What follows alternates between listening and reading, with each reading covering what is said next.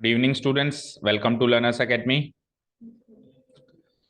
Okay, so the next topic in the session in our class 11 session is chapter number 11, clonic sections.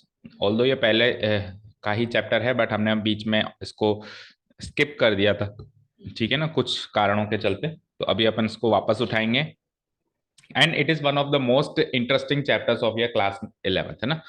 Conic sections, the topic name is conic sections, ठीक है। अब देखिए, इस chapter को अगर अपन divide करें तो ये दो पार्ट्स में डिवाइड हो जाता है। एक पार्ट तो ये है कि conic sections how are they formed, how are they formed. एक पार्ट में मैं क्या रख सकता हूं उसमें, how are they formed, how are they formed. और दूसरे पार्ट में मैं ये रख सकता हूं, इस चैप्टर का दूसरा पार्ट कह सकता है कि description of the different conic section, description of different conic sections.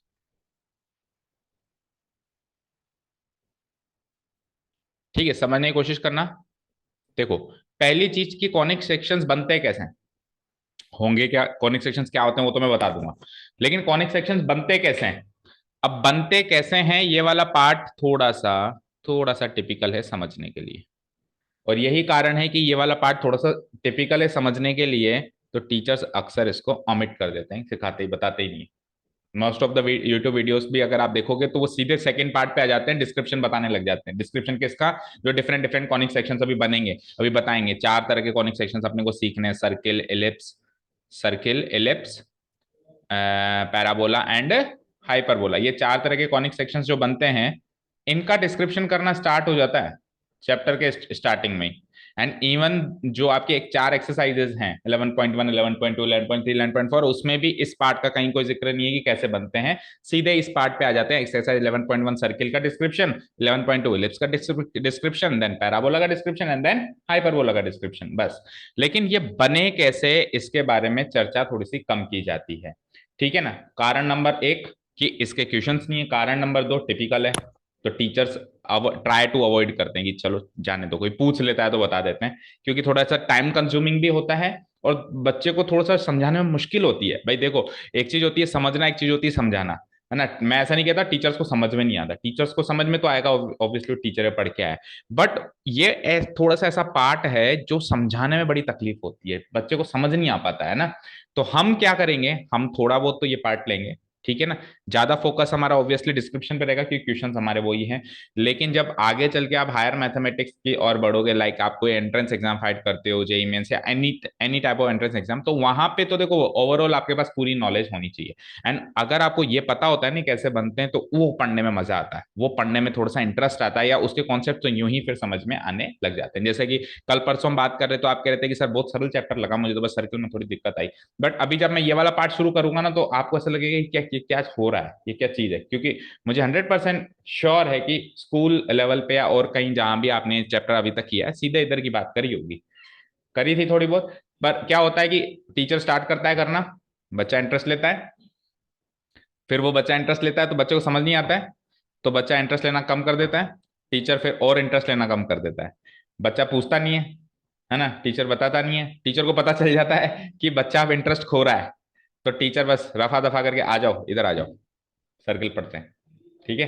ऐसा हमारे साथ भी ऐसा ही हुआ था एक्चुअली। हम जब 11th में थे तो हमको भी पहले तो यार बड़ी इंटरेस्टिंग चीज है, लेकिन फिर बाद में पता चला कुछ समझ ही नहीं आ रहा क्या हो रहा है, तो फिर हमने कहा छोड़ो, क्वेश्चन तो है ही नहीं, टीचर ने भी कहा छोड़ो, बच्चे पूछ तो रही नहीं है, आ जाओ सर्किल। और उससे मार्क्स भी अच्छे आ गए क्योंकि क्वेश्चन तो उसका है नहीं। बट बाद में जब पता चला कि यार ये तो सीखना जरूरी था और काफी अच्छी इंपॉर्टेंट चीज थी, ठीक है। तो try to concentrate on the topic how are they formed. तो कॉनिक सेक्शंस को अब डिटेल में अपन सीखते हैं, ठीक है। तो देखो, जब जैसा कि उसका नाम है कॉनिक, तो कौन से रिलेटेड कुछ ना कुछ होगा, और कौन हम ऐसे बनाते थे, क्लास 10th लेवल पे बनाते थे, तो इस फिगर से रिलेटेड कुछ ना कुछ वो होगा, ठीक है। तो देखो वो क्या कहता है, कॉनिक सेक्शंस क्या होते हैं, सेक्शन का मतलब क्या होता है, सेक्शन सेक्शन का मतलब होता है टुकड़ा। जैसे होता है ना आपके section A, section B, section D, class 11 को तोड़ दिया, section A, section line segment, या फिर आपने सीखा होगा सेक्शन और भी जगह कई जगह आते हैं, जैसे लाइन का भी सेक्शन होता है ना, line segment is a section of line, है ना। तो कॉनिक सेक्शन मतलब कोन का एक सेक्शन, यानी कोन का एक टुकड़ा, तो यानी कि कोन को काटना पड़ेगा, तभी तो सेक्शन बनेगा। तो कोन को काट के डिफरेंट डिफरेंट सेक्शंस वो बनाएगा, सिंपल सी बात ये है। ठीक है, अब कोन हमने अभी तक ऐसा सीखा है कि ये कोन होता है, ठीक है ना। लेकिन अब फर्दर डिटेल में सीख रहे हैं कि इसके ऊपर कुछ इस तरीके का स्ट्रक्चर आ जाए तो उसको कहते हैं डबल नैपेकॉन। क्या कहते हैं इसको? डबल नैपेकॉन। अब ये बनता कैसे है इसके बारे में पहले तो ये डबल नैपेकॉन कैसे बनता है इसके बारे में सीखेंगे। तो डबल नैपेकॉन को काटेंगे और उसमें से चार तरह के कॉनिक सेक्शन बनाएंगे। पहले तो ये तो सीखे ये कैसे बनता है। ठीक है, तो आपने कॉनिक सेक्शन हेडिंग डाल ली। ठीक है, तो कॉनिक सेक्शन हेडिंग में आप सबसे पहले सब हेडिंग डालिए डबल नैपे। नैपे भी पढ़ते हैं कई लोग, और कई लोग उसको नैप भी बोल देते हैं ना। डबल नैपे या double nappe. Right circular cone. Right circular cone. Double nappe का सिंपल सा मतलब यह है कि देखो अब तक जो हमने कौन सीखा उसमें एक नैप होता है नीचे की तरफ या ऊपर की तरफ, इसमें डबल है। इसमें दोनों साइड नैप है, नीचे भी नैप है और ऊपर भी नैप है ना, तो इसलिए इसका नाम क्या पड़ गया? Double nappe. Right circular cone. ठीक है, क्या कहता है कि देखो पहले मैं स्ट्रक्चर वाइज समझा देता हूं, फिर कुछ कोशिश करेंगे इसको लिखने की भी। ये कहता है कि मेरे पास एक स्ट्रेट लाइन है। मेरे पास यहां बनाता हूं, देखो मेरे पास क्या है, एक स्ट्रेट लाइन है।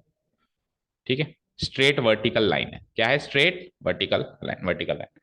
और एक और स्ट्रेट लाइन है जो इससे इस तरीके से इंटरसेक्ट हो रही है। ठीक है, ठीक है, इस तरीके से intersect। ठीक है, अब जैसे कि एक पेन दो, एक पेन दो आप। लेट से कि ये तो है वो स्ट्रेट लाइन और ये है वो इंटरसेक्टेड लाइन। अब इसको तो फिक्स कर दें और इसको इसके चारों तरफ ऐसे रिवॉल्व करवाएं। समझ पा रहे हो? ऐसे रिवॉल्व करवाएं, ठीक है ना। बट शर्त एक, क्या शर्त है सुनो, कि इसके और इसके बीच का एंगल जो आपने फिक्स किया था, जिसको अभी अपन आगे चल के पढ़ेंगे अल्फा, जो भी फिक्स किया था, आप जब आप इसको रिवॉल्व करवा रहे हो तो वो एंगल नहीं बदलना चाहिए। हर एक पॉइंट पे वो अल्फा ही रहना चाहिए। जैसे इस पॉइंट पे रोक दो तो भी इनके बीच का एंगल अल्फा, इस पॉइंट पे रोक दो तो भी इनके बीच का एंगल अल्फा, इस पॉइंट पे रोक दो तो भी इसके बीच का एंगल अल्फा। तो अगर मैं इसको ऐसे जल्दी जल्दी जल्दी जल्दी घुमाया जाऊं, तो आप इमेजिन करो जो सरफेस क्रिएट हो रहा है हवा के अंदर, स्पेस के अंदर जो सरफेस क्रिएट हो रहा है, वो एक डबल नैपेकॉन बनेगा। क्या बनेगा? डबल नैपेकॉन बनेगा। ठीक है, अगर मैं इसको इस तरीके से रोटेट करूं तो अब कैसे बनेगा वो देखते हैं। ठीक है, लो। हम्म, देखो ये तो है हमारे पास वो दो लाइंस। इन दो लाइंस का भी नाम है, अभी बताते हैं। इन दो लाइंस का नाम है, एक का नाम है एक्सिस, एक का नाम है जनरेटर। जो फिक्स है वो तो है एक्सिस, और जो रिवॉल्व कर रही है उसके इर्द गिर्द वो है जनरेटर। लेट्स से ये तो हो गई मेरी इधर। आ जाओ, अब इनको इसके बीच का एंगल फिक्स कर देते हैं। क्या बताया मैंने? अल्फा इनके बीच का एंगल होता है। इनके बीच का एंगल है अल्फा।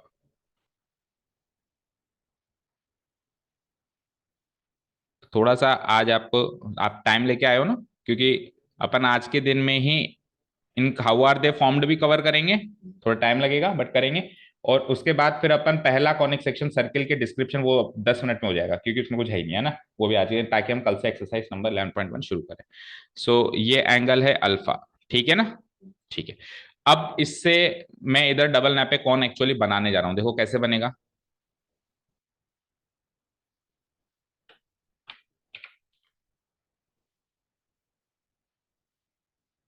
देखो ये रिवॉल्व करना उसने शुरू किया। अब जैसे उसने रिवॉल्व करना शुरू किया तो जो ये वाली लाइन रिवॉल्व हो रही है वो कभी ना कभी ऐसे भी आई होगी, ऐसे आई होगी, फिर कभी ना कभी ऐसे भी आई होगी, फिर ऐसे आई होगी, ऐसे घूम रही है वो चारों तरफ, है ना, उसी अल्फा एंगल पे वो घूम रही है। ठीक है ना। अब ये तो क्लियर है कि ये अल्फा है तो ये भी अल्फा है, वर्टिकली अपोजिट एंगल, तो वो दोनों तरफ हमेशा अल्फा ही रहेगा। इधर घूम गई तो इधर इधर अल्फा, थोड़ा सा इधर घूम गई तो इधर इधर अल्फा, है ना। ठीक है, ओके। सो आप एग्री करोगे कि ये घूमते घूमते घूमते घूमते किसी न किसी पॉइंट पे एक लाइन ऐसे भी आई होगी, आई होगी उसी सेम एंगल पे, है ना। थोड़ा सा टेढ़ा करना पड़ेगा सेम एंगल बनाने के लिए। ठीक है, लग रहा है करीब करीब बराबर, जितना इधर है जितना इधर है, मतलब ये अल्फा है तो ये भी अल्फा होना चाहिए, है ना। ठीक है, थोड़ा सा हल्का सा छोटा लग रहा है तो और बना दो। एक मिनट।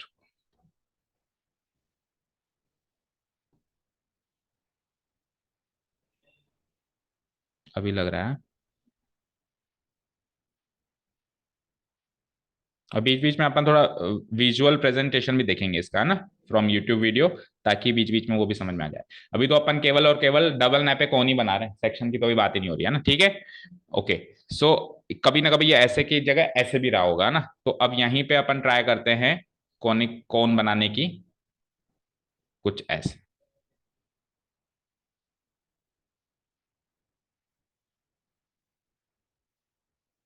ऐसे नहीं बनेगा ना।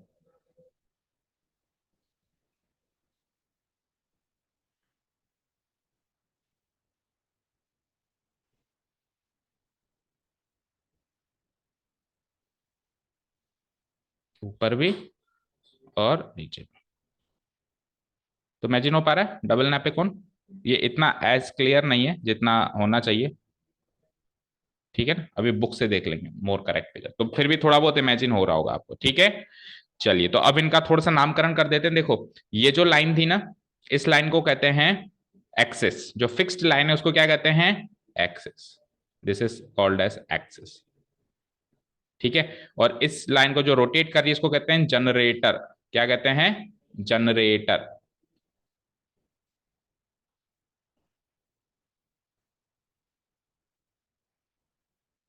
ठीक है। इस लाइन को कहते हैं एक्सिस, लाइन को कहते हैं जनरेटर। और ये जिस पॉइंट पे फिक्स्ड है उसको कहते हैं वी, यानी कि वर्टेक्स। इस पॉइंट का नाम होता है वी, यानी कि वी फॉर वर्टेक्स। ये वर्टेक्स है जहां पे ये दोनों फिक्स्ड है,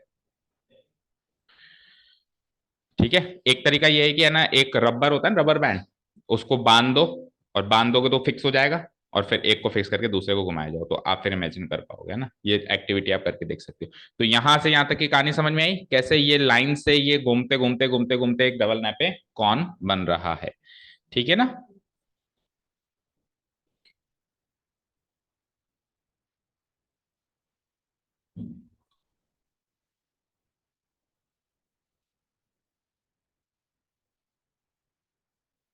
ठीक है, तो इसके बारे में थोड़ा सा लिख लेते हैं। लिखिए नीचे, ज्यादा नहीं लिखेंगे, थोड़ा सा।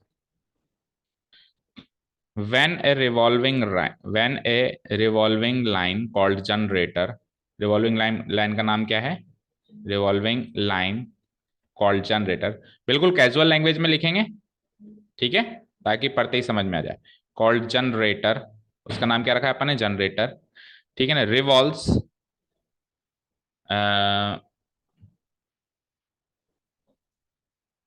इंटरसेक्टेड, पहले किस एंगल पे इंटरसेक्टेड है? Intersected, intersected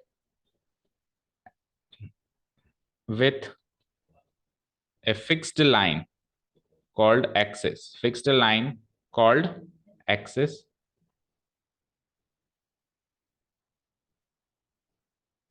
when a revolving line called generator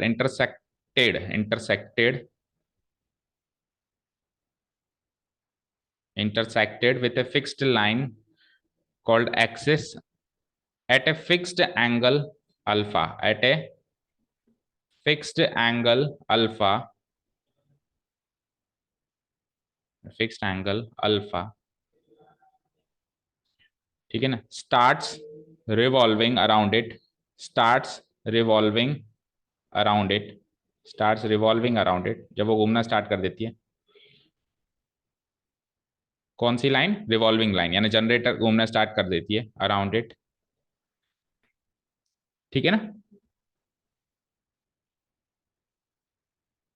keeping the angle alpha, keeping the angle alpha same, keeping keeping the angle alpha same. Alpha को नहीं चेंज कर सकते अब, है ना, नहीं तो फिर कुछ नहीं बनेगा ना।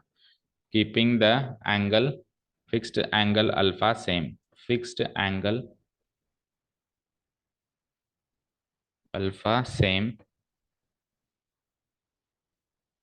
Comma, the surfaces so formed in space, the surface so formed in space is called a double napicon।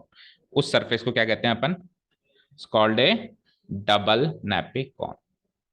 Double nappe भी पढ़ते हैं कई लोग, और कई लोग डबल नैप भी पढ़ लेते हैं, nappe right circular cone, right circular, तो इतना बड़ा वर्ड नाम है तो इसलिए कई लोग केवल और केवल डबल नैपे राइट सर्कुलर ना बोल के डबल नैपे कौन बोल देते हैं, और नहीं तो कई लोग तो केवल कौन ही बोल देते हैं ना। ठीक है, डन, यहाँ तो कोई डाउट नहीं है। तो यहाँ पे इंपॉर्टेंट चीज क्या थी, तो जनरेटर किसको कहते हैं वो पता होना चाहिए ना, उसको आप अलग अलग से करते रहो। एक्सेस क्या होती है, ये आधे एक नंबर की क्वेश्चन चाहे से 11th में नहीं आया, लेकिन at some point of time कभी ना कभी लाइफ में इस तरह के क्वेश्चन पूछे जाते हैं ना। ठीक है, और डबल नैपे कौन इसका नाम है, ठीक है ना, डन। तो कौन कैसे बना ये चीज तो क्लियर हो गई, फाइन। और यहाँ पे इस जगह पे इसका डिस्क्रिप्शन अगर करने लगे तो देखो बेटा, ये चीज तो हो जाएगी मेरी एक्सिस, ये चीज तो हो जाएगी मेरी एक्सिस, दिस लाइन,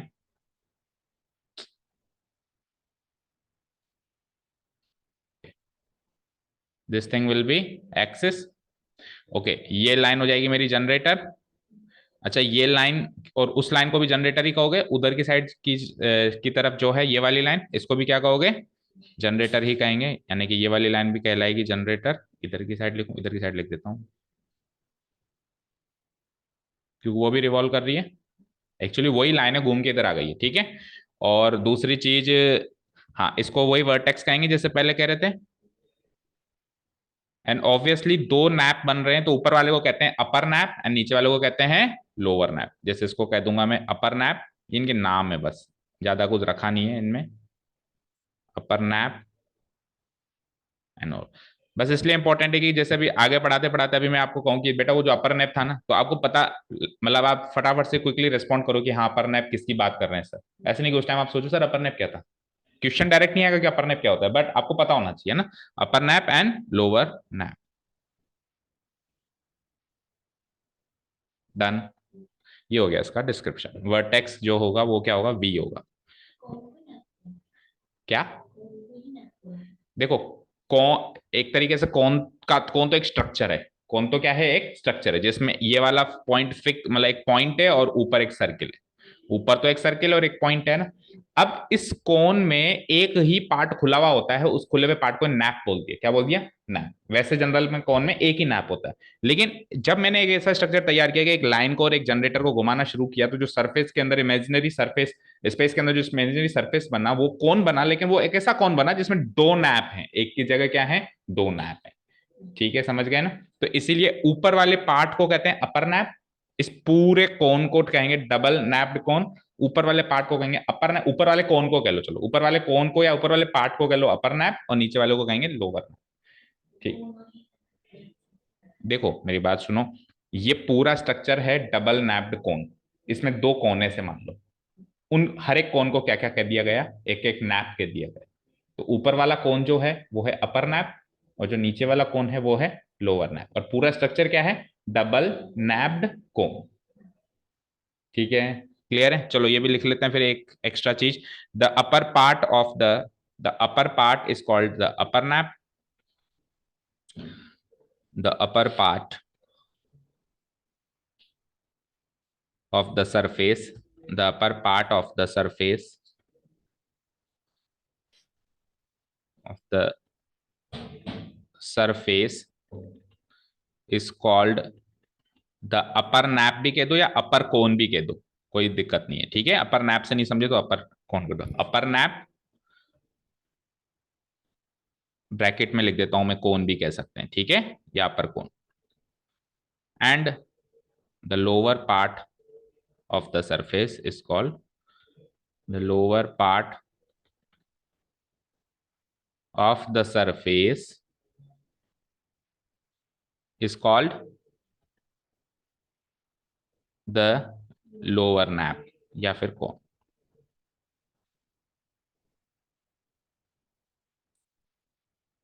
डन, यहां तक कोई डाउट नहीं है होपफुली। चलें आगे, ठीक है। अब हमने डबल नैप कोन तो सीख लिया, अब इस कोन से कॉनिक सेक्शंस कैसे बनेंगे, ठीक है ना। कॉनिक सेक्शंस मतलब इसके टुकड़े करने हैं। अब टुकड़े कैसे करोगे, किसी भी चीज के टुकड़े कैसे करोगे।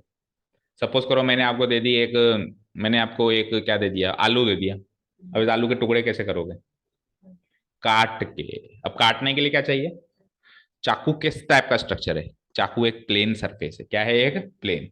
यानी कि टुकड़े करने के लिए, काटने के लिए एक प्लेन चाहिए होगा। क्या चाहिए होगा? प्लेन। तो अब इस डबल नैप कोन का और प्लेन का जो इंटरसेक्शन होता है वो चार तरह के कॉनिक सेक्शन पैदा करता है, जिनको अपन कहते हैं कॉनिक सेक्शंस। ठीक है ना? नाउ नाउ कॉनिक सेक्शंस, अब हेडिंग डालो कॉनिक सेक्शंस।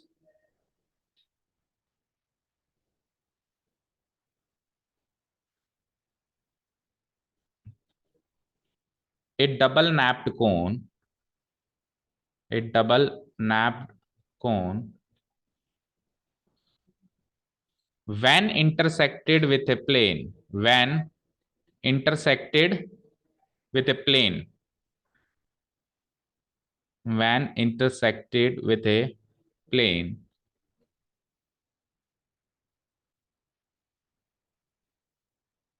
ठीक है ना,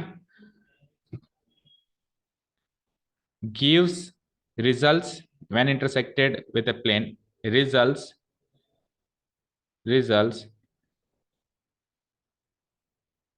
अच्छा, when intersected with a plane at different angles, at different angles. भाई कौन सा सेक्शन मिलेगा वो डिपेंड करेगा भी किस एंगल पे आप इंटरसेक्ट करवा रहे हो प्लेन को, समझ गए? Eight different angles results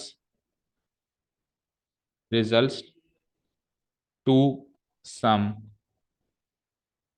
sections called, to some sections called as conic sections, called as conic sections। ये तो कोई कॉनिक सेक्शंस की डेफिनेशन। अब कॉनिक सेक्शन समझने के लिए डबल नैप कौन समझना जरूरी था पहले, है ना? ये तो होगी इसकी डेफिनेशन। नाउ व्हाट, और ये कौन कौन से होते हैं नाम लिख देते हैं एक बार, फिर डिस्क्रिप्शन तो एक एक का करना ही है ना, ठीक है ना? these conic sections these conic sections are,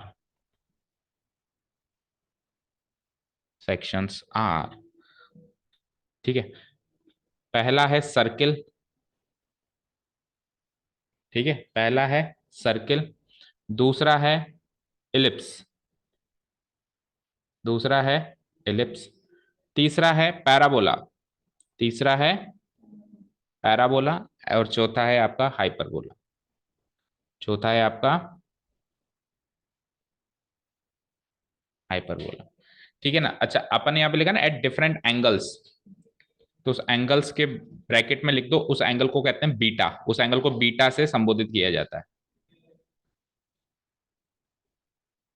अब सर जब अपन उसको काटेंगे तो चार तरह के सेक्शंस क्यों बन रहे हैं ना, तो वो डिपेंड करेगा कि आपने जिस एंगल पे काटा है।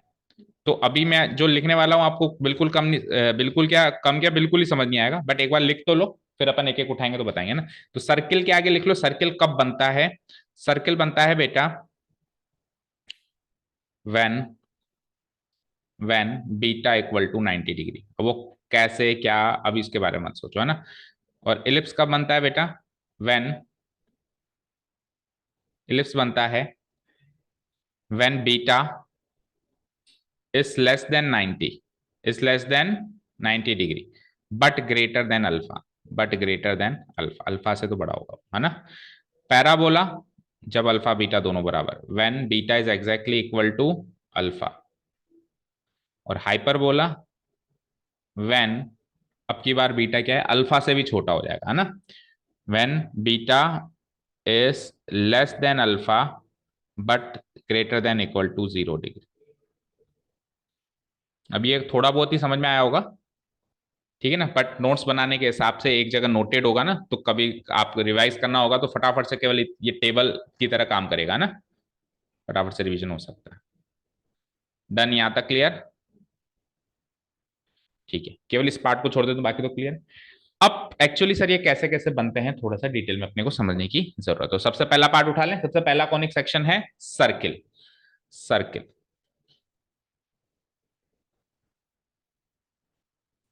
ठीक है ना? अब सर्किल में अपन ने क्या सीखा अभी? When a plane intersects, when a plane intersects a एक किसको इंटरसेक्ट किसको कर रही है? डबल नैप्ड कोन, है ना? At at an angle equal to 90 degree, यानी कि बीटा क्या है आपका 90 डिग्री है, तो section so obtained is called circle. लिखो, when a plane intersects a double napped cone,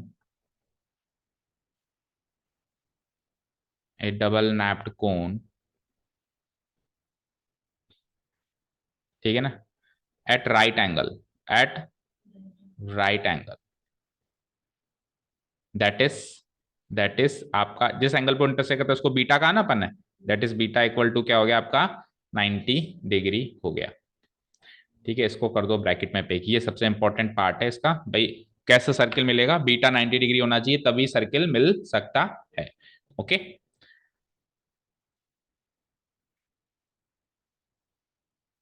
अब बात आती है कैसे।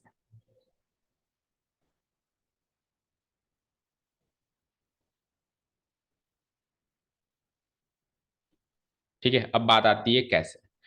ठीक है, तो देखो वीडियो स्टार्ट करते हैं, देखना ध्यान से। आप ऐसे समझो कि ये हमारा डबल नैप कौन था। अब इसमें 90 डिग्री पे एक प्लेन ने आके, मतलब चाकू आया, ऐसे मान लो, इमेजिन करो कि ये डबल नैप कौन है ना, आपने क्या कहा चाकू से काटेंगे, बिल्कुल चाकू से ही काटेंगे, चाकू ही तो हमारा एक सेंटर वो है, प्लेन है। तो लेट से ये एक डबल नैप कौन है, अब इसको मैंने ऐसे काटा बिल्कुल 90 डिग्री, 90 डिग्री, अच्छा 90 डिग्री किसके साथ, किसके साथ 90 डिग्री, एक्सिस के साथ, किसके साथ, एक्सिस के साथ। तो वो कहीं लिखा नहीं अपन ने, एक मिनट रुको उसको क्लियर कंप्लीट करो, लगे याद, कहाँ लिखा है अपन ने, कॉनिक सेक्शंस में लिखा है ना, when intersected with a plane at different angles beta result, तो इधर लिख दो कि when a plane intersects a double napped cone at right angle, that is beta equal to 90 degree. ठीक है, यहां लिख दो वेयर, वेयर बीटा, इसके नीचे लिख दो, इसके सामने लिख दो where beta is the angle between, beta is the angle between the plane and the axis, that is the angle between the plane and the axis, plane and the axis, and the axis।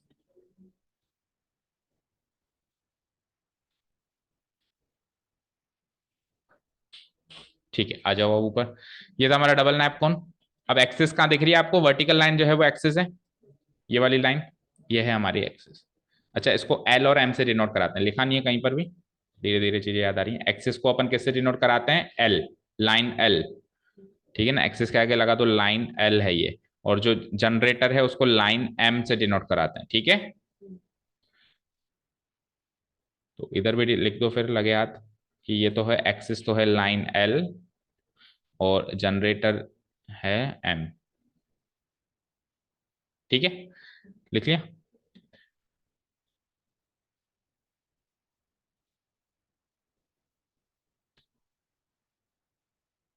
ठीक है, चलो अब अपन क्या बात कर रहे थे कि ये एक्सिस है, देखो ध्यान से, ये है हमारी एक्सिस, इस एक्सिस के साथ मेरे को 90 डिग्री का एंगल से प्लेन को काटना है। तो लेट से ये प्लेन, अभी मैं प्लेन बनाने रखूंगा तो ज्यादा कंफ्यूजन हो जाएगा, तो मैं अभी प्लेन को एक सिंगल स्ट्रेट लाइन बना देता हूँ।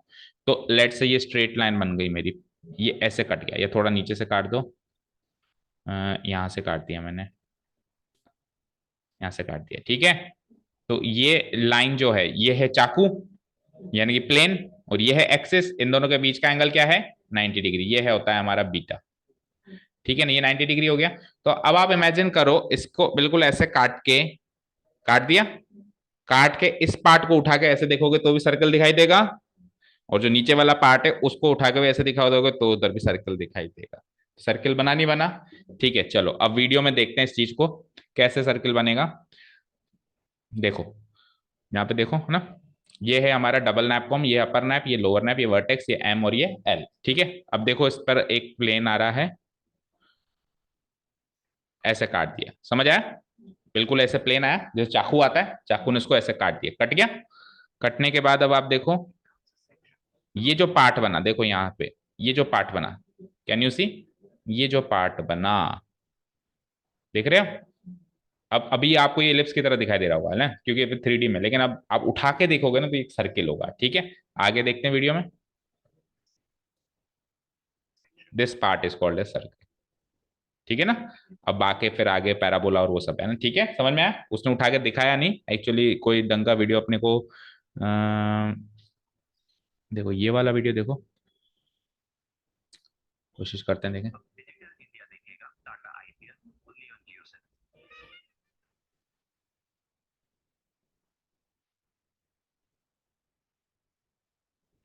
देखो ये कौन सेक्शन है। ठीक है, पेपर मॉडल तैयार किया है इन लोगों ने।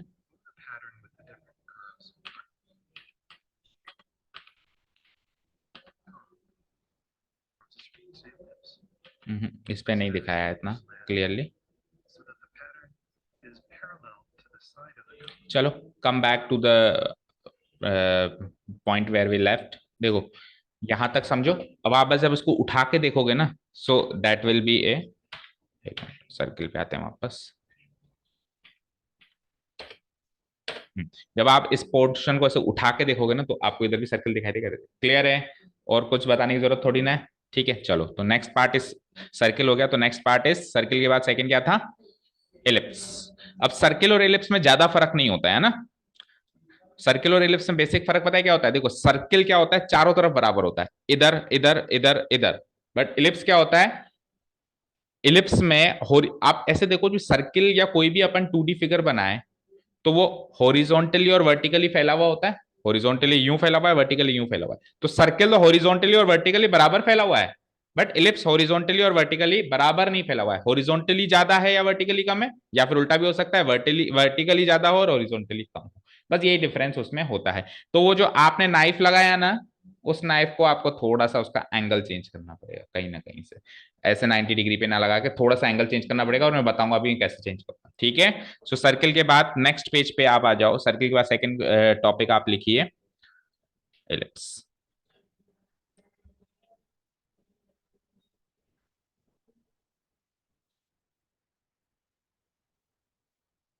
इलिप्स में क्या होता है, वैसे तो ऊपर लिख चुके हैं, लिख देते हैं फिर से। व्हेन, जैसे ऊपर क्या लिखा अपन ने, when a plane intersects, when a plane intersects a double napped cone, a double napped cone, when a plane intersects a double napped cone, ठीक है ना, at at an angle, at an angle, at an angle less than 90 degree. उसमें तो exactly equal to 90 degree है, और इसमें क्या हो जाएगा बेटा, लेस देन 90 डिग्री, 90 डिग्री से कम होना चाहिए। बट जो आपके एक्सिस और जनरेटर के बीच का एंगल होता था अल्फा, उससे बड़ा होना चाहिए। यानी जो अभी जो प्लेन और एक्सिस के बीच का एंगल है, मतलब अभी प्लेन इस कोन को जिस एंगल पे काट रहा है उसको बीटा नाम कह रहे हैं अपन। तो ये जो बीटा है ना, वो 90 डिग्री से तो छोटा होना चाहिए। 90 डिग्री एग्जैक्ट हो जाएगा तो सर्किल हो जाएगा, लेकिन 90 डिग्री से छोटा होना चाहिए, भले 1 डिग्री भी छोटा क्यों ना हो। ठीक है, लेकिन इतना छोटा भी नहीं होना चाहिए कि अल्फा से ही छोटा हो जाए। अल्फा कौन सा एंगल है, लाइन और जनरेटर के बीच का एंगल, उससे छोटा नहीं होना चाहिए। अब उससे छोटा हो जाएगा तो क्या होगा अभी बताते हैं, एक बार लिख लें।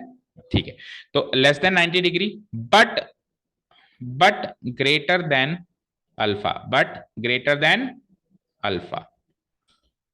ठीक है ना, दैट इज दैट इज क्या लिख सकते हैं अपन, beta greater than alpha less than 90 degree. ये लिखोगे, बीटा जो है 90 डिग्री से छोटा है but greater than alpha. Done. इसको कर दो ब्रैकेट में पैक। ये सेकंड जो चीज है इलिप्स, उसकी सिमेट्री है। जब जब ये होगा तब आपको इलिप्स मिलेगा।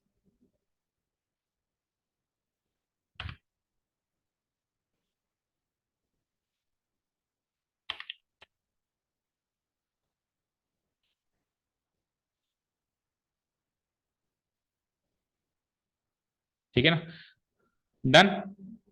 Where beta is the angle, लिख दो जहां पे बीटा क्या है अल्फा क्या है ना। वेयर बीटा क्या है यहाँ पे बताओ, beta is the angle, is the angle between the angle between the plane and axis, between the plane and the axis.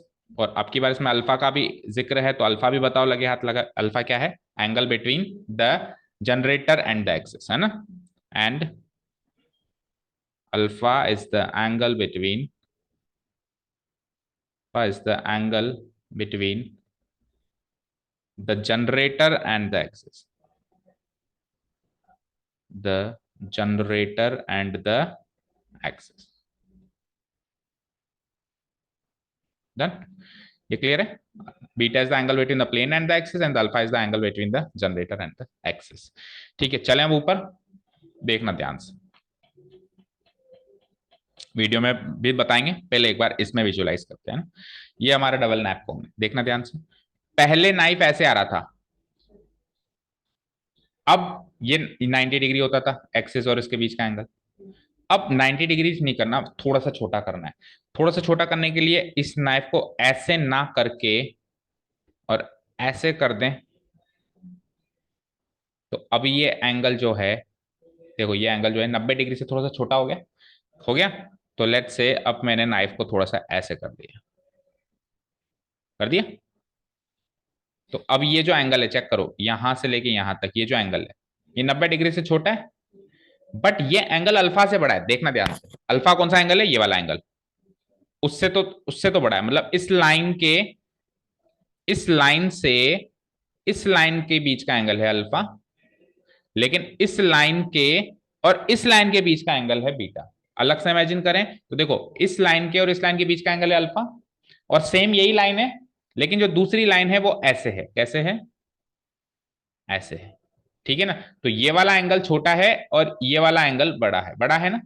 तो जब जब ऐसा होगा तो प्लेन कहीं से भी गुजरे, प्लेन कहीं से भी गुजरे, यहां से गुजरे, जरूरी नहीं अपर नैप को इंटरसेक्ट करे. अभी अपन ने सर्किल में भी ये चीज डिस्कस नहीं करी, जरूरी नहीं है वो प्लेन अपर नैप को इंटरसेक्ट करे, नीचे वाले नैप को भी कर सकता है, बस वर्टेक्स को नहीं कर सकता. अच्छा, वर्टेक्स को क्यों नहीं कर सकता? वर्टेक्स को करेगा तब क्या होगा, वो उसका डीजनरेटेड केस होता है. ये सारे केसेस खत्म हो फिर उसकी बात करेंगे. भाई ये वर्टेक्स है ना, यहां से प्लेन जाएगा तो कुछ नहीं मिलेगा बेटा, ये नैप ही अलग हो जाएंगे बस, है ना?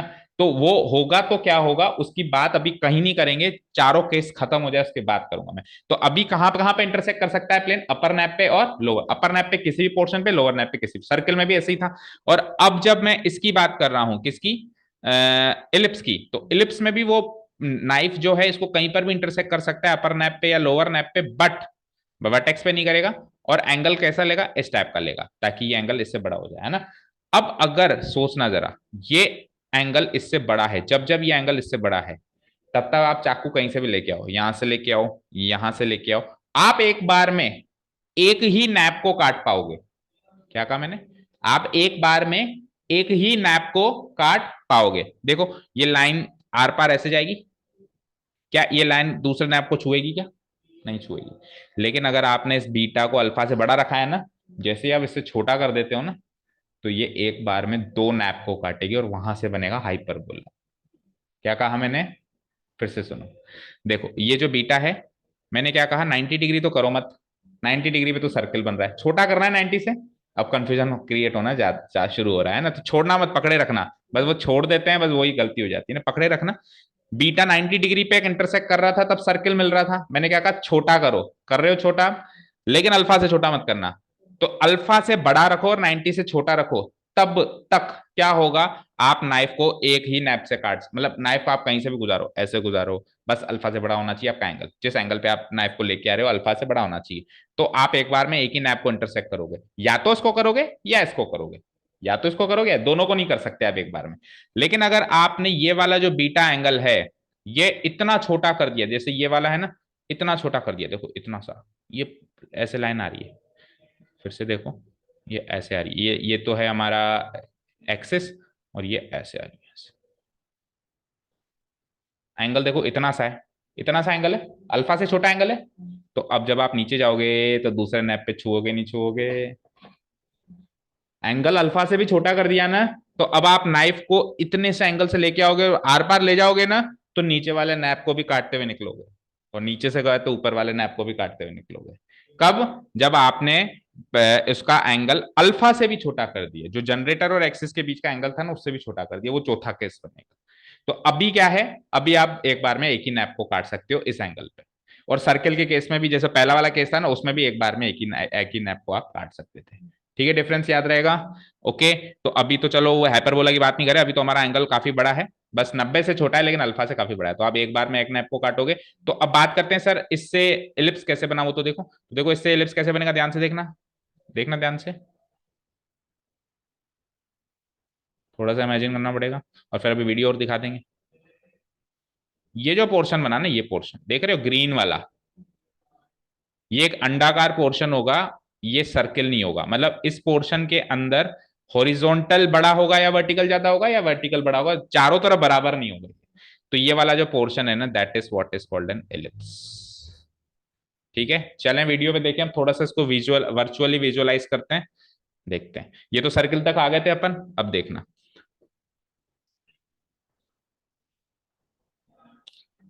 अब ये वाला पोर्शन देखो आप।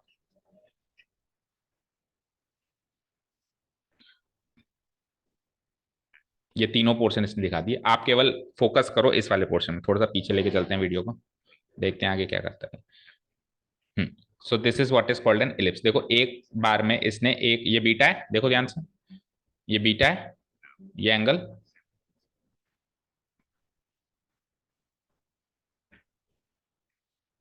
अगेन देखो ये तो था सर्कल 90 डिग्री, 90 डिग्री, ये क्या मिला आपने को, एक सर्कल, क्या मिला आपने को, एक सर्कल, समझ आया। अब सेकंड पोर्शन देखो, and beta equal to 90 degree. अब थोड़ा सा एंगल चेंज हो गया है ना, देखो पोज करता हूं मैं यहाँ पे, देखो आप, बीटा जो है 90 से छोटा है लेकिन अल्फा से बड़ा है, इतना तो बड़ा है कि आप अल्फा से बड़े हो, है ना। तो ये वाला पोर्शन क्या हो गया हमारा, एलिप्स। चेक कर पाए,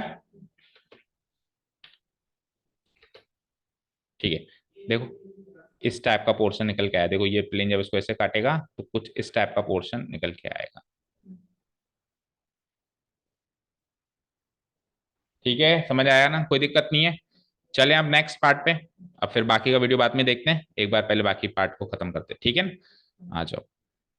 इलिप्स के बाद अब सेकंड थर्ड पार्ट है हमारा क्या, parabola. Circle, then it is parabola.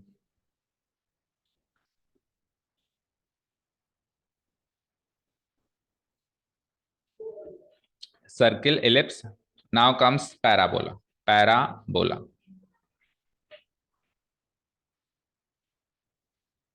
ठीक है, पैराबोला। तो एक बार अपन पहले लिख देते हैं, है ना। तो लिखिए व्हेन ए प्लेन, अब आप इमेजिन करो इसमें कौन सा एंगल होगा, उसमें 90 था, अगले में 90 से छोटा था, अब इसमें कैसा होगा, सोचो जरा सोचो, क्योंकि चार केस के अलावा कुछ हो ही नहीं सकता, सैंपल स्पेस बनाओ उसका, क्या क्या हो सकता है, चार ही चीजें हो सकती है, अभी भी प्रोबेबिलिटी पढ़ के आया हो ना, चार ही चीजें हो सकती है। ठीक है ना, दो चीजें हो गई, तीस चौथी चीज मैंने बात बात में वैसे ही बता दिया आपको, लेकिन तीसरी चीज क्या है वो सोचनी है ना। सॉरी पैराबोला लिख दिया, व्हेन ए प्लेन, चलो लिखते हैं, आप जब तक गैस करो। When a plane intersects, when a plane intersects a double napped cone, a double napped cone at an angle, at an angle exactly equal to alpha, exactly equal to alpha. अब की बार alpha और beta दोनों बराबर हैं, ना alpha छोटा ना beta छोटा, ना अल्फा बड़ा ना बीटा बड़ा, तो आपको पैराबोला मिलेगा। ठीक है ना, that is that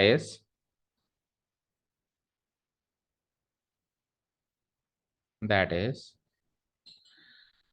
alpha equal to beta, that is alpha equal to beta, where beta is the angle between, जो भी था वो सब कॉपी पेस्ट मार दो, that is alpha equal to beta, कर दो उसको ब्रैकेट में पैक, अल्फा की एंड बीटा की डेफिनेशन भी लिख लो, अल्फा किसके बीच का एंगल है, बीटा किसके बीच का angle.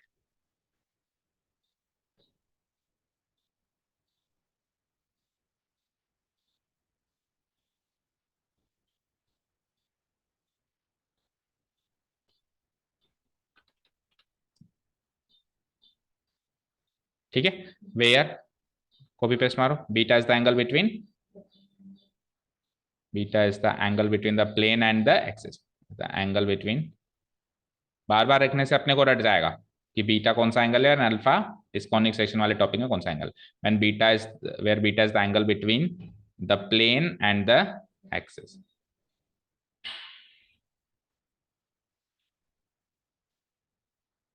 And the axis, and alpha is the angle between, and alpha is the angle between generator and the axis, है ना, in the generator and the axis।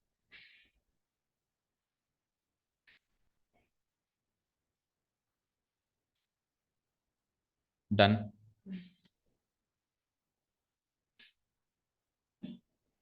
ठीक है, ठीक है ना। अब चलते हैं एक बार देखते हैं कैसे होता है ये अल्फा और बीटा बराबर, है ना। आइए पहले तो हमारे फिगर पे और फिर वीडियो में ना। देखो बेटा, ये था हमारा डबल नैपेकॉन। देखो इसमें एक चीज, अब आपको अल्फा और बीटा बराबर चाहिए। तो देखो आपने हमने सीखा है 9th-10th में कि when two parallel lines are intersected by a transversal line, जब ऐसा होता है तो कौन से दो एंगल बराबर होते हैं, ये और ये एंगल बराबर होते हैं। मान लो ये अल्फा है, ये बीटा है, तो अल्फा और बीटा बराबर करने के लिए लाइंस पैरेलल होनी चाहिए, होनी चाहिए नहीं होनी चाहिए। अब कौन सी लाइन फिक्स है, एक्सिस तो फिक्स है, तो कौन सी घूम रही है, जनरेटर घूम रही है, तो प्लेन जो है जनरेटर के पैरेलल काटेगा। क्या कहा मैंने भाई, ये तो फिक्स है ना। प्लेन जो है मेरा, प्लेन वाली जो लाइन बनेगी, नाइफ बनेगा, वो इस जनरेटर के पैरेलल बनेगा। कैसे बनेगा, पैरेलल, तब जाके तो ये और ये एंगल बराबर होंगे। अभी अभी हमने सीखा ना कि लाइंस पैरेलल होती है तो ही ट्रांसवर्सल कोई तीसरा आता है तो ये एंगल बराबर बनाता है, नहीं तो बना ही नहीं सकता बराबर एंगल। सो मैं क्या कहूंगा, इस तरीके से पैरेलली, मतलब किसके पैरेलल, जनरेटर के पैरेलल, क्योंकि एक्सिस से तो एंगल बनाना है। देखो अल्फा एंगल भी एक्सिस के साथ बनता है, बीटा एंगल भी एक्सिस के साथ बनता है। अल्फा एंगल जनरेटर बनाता है, बीटा एंगल प्लेन बनाता है, लेकिन बनाते दोनों किसके साथ हैं, एक्सिस के साथ। तो एक्सिस को तो छेड़ो मत। अब लड़ाई इसी की तो हो रही है, जनरेटर की और प्लेन की, ठीक है ना। तो अब जनरेटर प्लेन दोनों है पैरेलल, अब जनरेटर और प्लेन है दोनों पैरेलल, लाइक दिस, ठीक है। तो अब इमेजिन करो इस तरीके से अगर ये प्लेन गया, चाकू गया, तो देखो ये वाला इसके और एक्सिस के बीच का एंगल जो ये बीटा बना, ये बीटा और ये अल्फा दोनों बराबर बनेंगे, क्यों कि लाइंस पैरेलल है। तो ये जो खुद एक्सिस है वो ट्रांसवर्सल का काम कर रही है, ट्रांसवर्सल का काम कर रही है, तो ये अल्फा इक्वल टू बीटा बनेगा, ठीक है ना। अब इसमें सेक्शन कैसा बना, पैराबोला कैसा बना, वो इमेजिन करो। जब मैं ऐसे काटूंगा ना तो कुछ इस तरफ का सेक्शन बनेगा, देखना जब मैं ऐसे काटूंगा तो कुछ इस तरीके का सेक्शन बनेगा,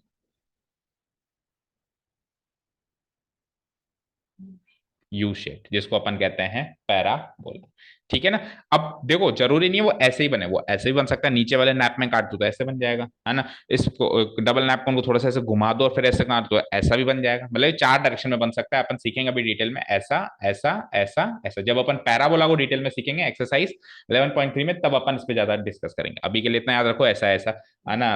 अपर facing, lower facing, right facing and left facing, rightward facing, left, ऐसे चार पैराबोला बन सकते हैं। ये समझ में आया कैसा बनता है पैराबोला, जब आप बिल्कुल पैरेलल बना रहे हो आपके नाइफ को, किसके साथ, जनरेटर के साथ, ठीक है। चलें वीडियो पे देखें एक बार इस चीज को। देखो ये तो हमने एलिप्स बना ही दिया था, अब देखना, ये देखो बिल्कुल पैरेलल है, देखो ध्यान से, ये तो था मेरा जनरेटर और ये है मेरी नाइफ। आप इमेजिन कर पा रहे हो, देखो एक प्लेन है, ये पूरा प्लेन काट रहा है इसको, है ना, ठीक है। तो ये है पूरी प्लेन नाइफ, है ना। अल्फा और बीटा दोनों हो गए हमारे बराबर। तो अब आप देखो, इसने ऐसे काटा ना तो इसका पैराबोला ऐसे बना, हमने अभी हमारे फिगर में ऐसे काटा था तो पैराबोला ऐसे बना। तो ये जो फिगर बना that is what is called parabola, ये जो सेक्शन बना that is what is called parabola. समझ आया। चलें last and final, hyperbola. Hyperbola के बारे में वैसे मैं आपको डिटेल थोड़ा सा बहुत हिंट मैंने आपको दे दिया था। अब की बार हमारा बीटा अल्फा से भी छोटा हो जाता है। अब की बार जो हमारा बीटा है, अब तक बीटा अल्फा से छोटा नहीं था, अब तक बीटा कभी भी अल्फा से छोटा नहीं था, अभी बराबर तक तो आ चुका है। है ना, छोटा होते होते होते होते भी बराबर तक आ चुका है, अब इससे भी छोटा हो जाएगा, तो इससे भी छोटा हो जाएगा, तो आपका जो प्लेन है वो दूसरे नैप पे भी टकरा जाएगा। ठीक है ना, समझ गए?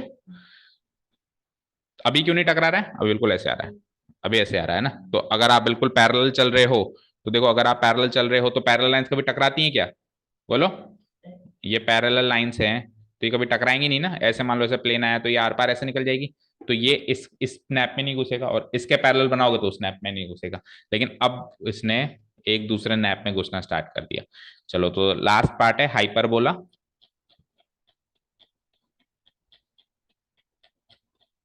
पैराबोला के बाद लास्ट पार्ट नोट डाउन करेंगे हम, hyperbola.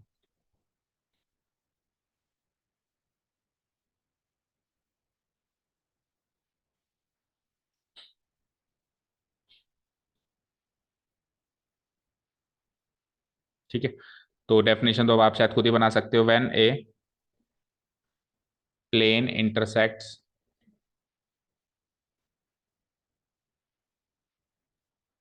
When a plane intersects when a plane intersects a double napped cone, a double napped cone at an angle less than alpha, the section so obtained is, the sections, अब दो मिलेंगे आपको sections, एक नहीं मिलेगा, the sections so obtained, लेकिन उसका नाम एक ही हाइपरबोला, समझे ना? सेक्शंस दो हैं हमारे पास, टुकड़े दो मिले, लेकिन उस टुकड़े को दोनों टुकड़े को मिला के एक ही बोला जाता है hyperbola. The section so obtained is called hyperbola, is called hyperbola।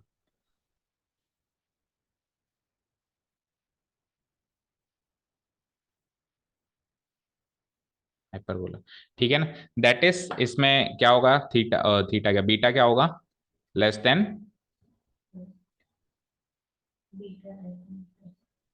Alpha.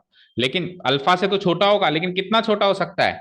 Zero से छोटा नहीं हो सकता है ना, तो जीरो से बड़ा और अल्फा से छोटा। So that is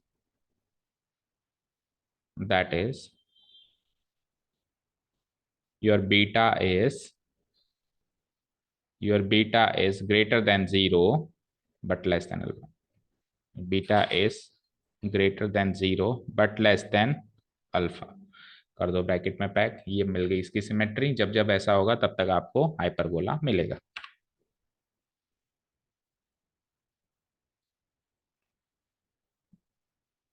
where beta क्या है, अल्फा क्या है, कॉपी पेस्ट मारो।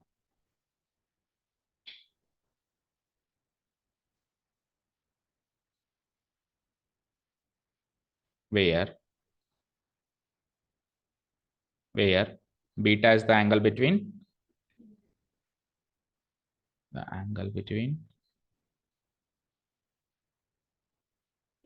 The plane and the axis,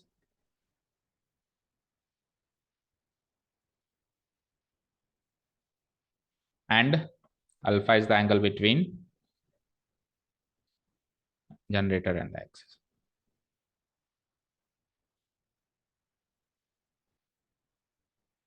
between the generator and the axis।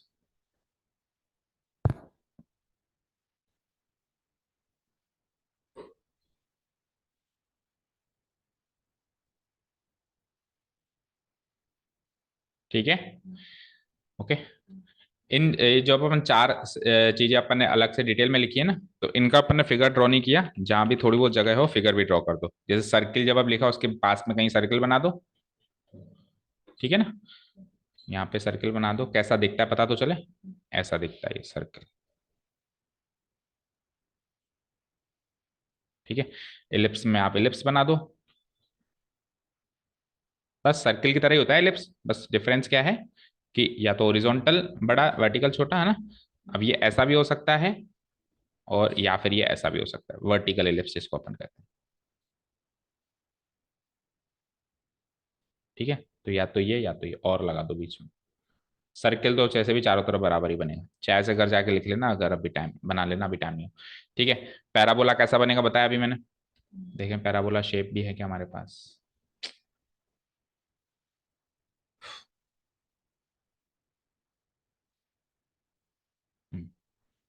Parabola shape check करते हैं, ये है तो सही, देखो पैराबोला हमारा नहीं बना पा रहा ये।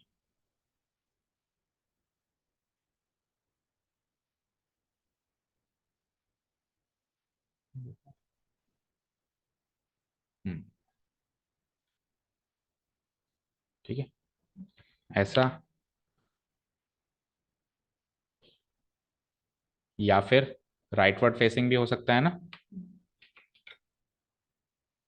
ऐसा,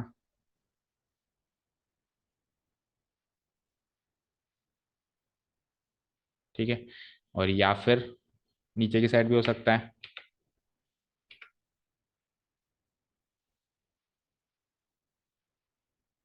ऐसा,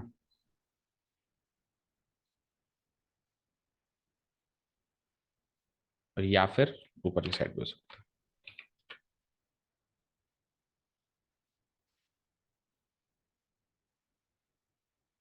ठीक है ना। ये चार तरह के अभी भी हालांकि बिल्कुल परफेक्ट नहीं बने ही है ना, बट कुछ कुछ ऐसा ही दिखाई देंगे। अरे तो सेम बन गए, 1 सेकेंड, ठीक है।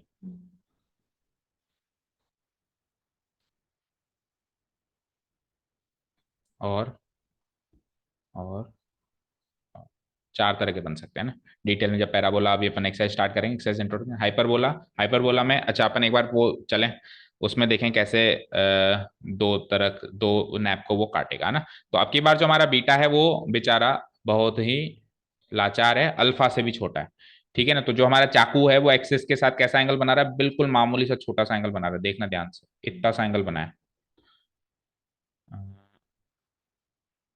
कितना सा एंगल बनाया, देखो कितना सा है, कितना सा एंगल है, बीटा जीरो से तो बड़ा है लेकिन अल्फा से छोटा है। तो अब मैं इसको अगर आगे प्रोसीड करूं तो ये लो साहब, ये तो उसने इसको भी काट दिया, काटा नहीं काटा, है ना। तो ये है मेरा बीटा जो बहुत ही छोटा है। तो अब की बार हाइपरबोला कैसे बनेगा, देखो ग्रीन सेक्शन में बताता हूं आपको मैं, एक सेक्शन तो यहां से बनेगा ऐसे, और एक सेक्शन नीचे भी वो काट जाएगा, तो एक ही कट दो सेक्शन बनाएंगे, डबल नैप दोनों नैप पे। आपने चाकू तो एक बार ही घुमाया, अब तक आप चाकू एक बार घुमा रहे थे तो एक ही चीज मिल रही थी, अब की बार आप चाकू दो बार एक बार ही घुमा रहे हो, लेकिन चीजें दो मिल रही है क्योंकि आप उस एंगल पे काट रहे हो जो कि अल्फा से भी छोटा है, ठीक है। तो ये पूरा स्ट्रक्चर, ये वाला और ये वाला, ये पूरा स्ट्रक्चर हाइपरबोला है, ऐसा मत मानना कि दो हाइपरबोला ही है, ऐसे मत मानना कि दो हाइपरबोला है, ये पूरा एक हाइपरबोला है, ठीक है ना। और ये इस एक्सिस से बराबर की दूरी पे होते हैं, यहां से मतलब इस वर्टेक्स से, यहां से ये जितना दूर है उतना ये दूर है। अभी अपन जब डिटेल में देखेंगे ना, हाइपरबोला बनाने लगेंगे तो आप देखोगे कि ये जितना इधर है उतना ही ये इधर है, ठीक है, समझ में आई बात। वीडियो में देख लो एक बार, लास्ट टाइम ये आ गए थे अपन अल्फा इक्वल टू बीटा, ये बन गया था हमारा पैराबोला। अब आ जाओ, अब ये देखो इतना छोटा सा एंगल पे इसने काटा है, तो चेक करो किस एंगल पे काटा है इसने, इस एंगल पे काटा है, ये एंगल जो है बीटा इस अल्फा से भी छोटा है। तो एक तो बन गया ये ब्लू सेक्शन, एक बन गया ये ब्लू सेक्शन, ठीक है, समझ आया। This is what is called hyperbola, ठीक है ना। ओके, इसमें जो बीटा है जीरो से बड़ा, अच्छा जीरो के इक्वल ये कह रहा है, बट ये डिजनरेटेड केस हो जाएगा फिर, है ना। अगर जीरो के इक्वल कहेगा तो ये तो अभी मैं नहीं लिख रहा हूँ जीरो के इक्वल, क्योंकि इसने इस वीडियो में तो शायद डिजनरेटेड केस ही मिला के शामिल कर दिए। अभी अपन डिजनरेटेड केस में जाएंगे तब, अभी अपन बीटा ग्रेटर देन जीरो ही लिखो, इक्वल टू जीरो मत लिखो, ठीक है, डन, समझ आया।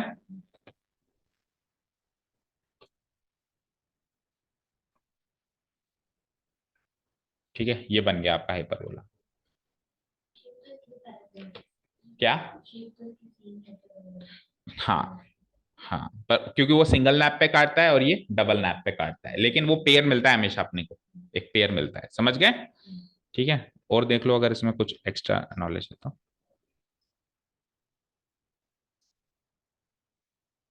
ये थे सर्किल एलिप्स पैराबोला, है ना, ये है हमारा हाइपरबोला, देखो ये है हमारा हाइपरबोला,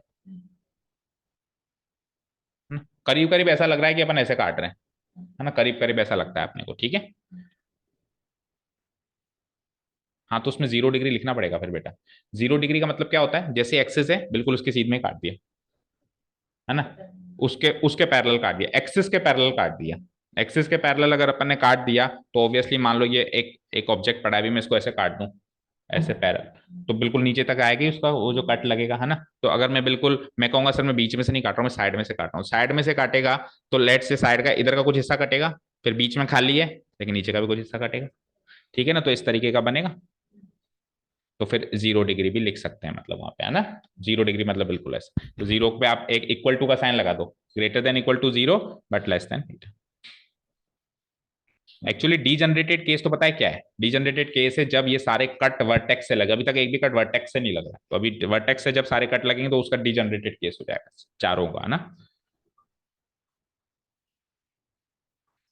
देखो ये चारों को इमेजिन कर लो, सर्किल, सीधा, इलिप्स, ऐसे, पैराबोला, बराबर, और ये उस बीटा से छोटा, यानी सब कुछ डिपेंड करता है अल्फा बीटा के बीच के रिलेशन पे, ठीक है ना।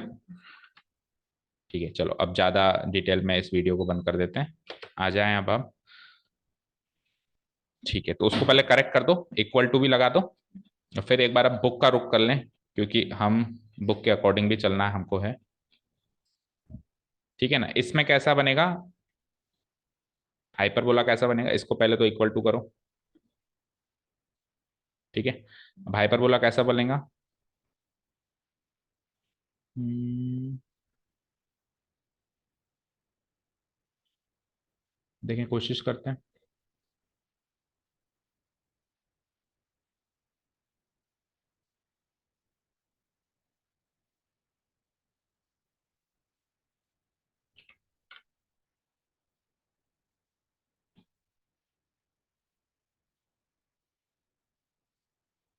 ठीक है ऐसा था, है ना, थोड़ा सा दूर ले जाता हूँ, और या फिर दूसरा केस बनेगा ऐसे वर्टिकल, ठीक है ना।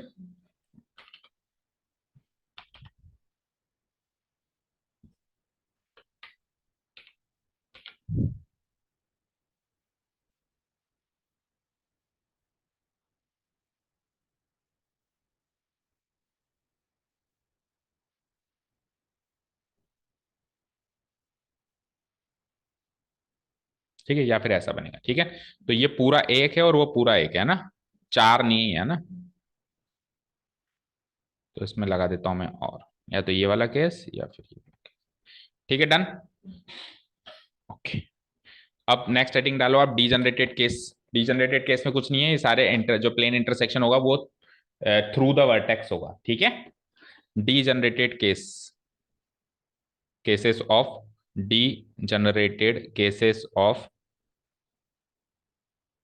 मतलब स्पेशल केसेस है वो, है ना, कॉनिक सेक्शंस, कॉनिक सेक्शंस,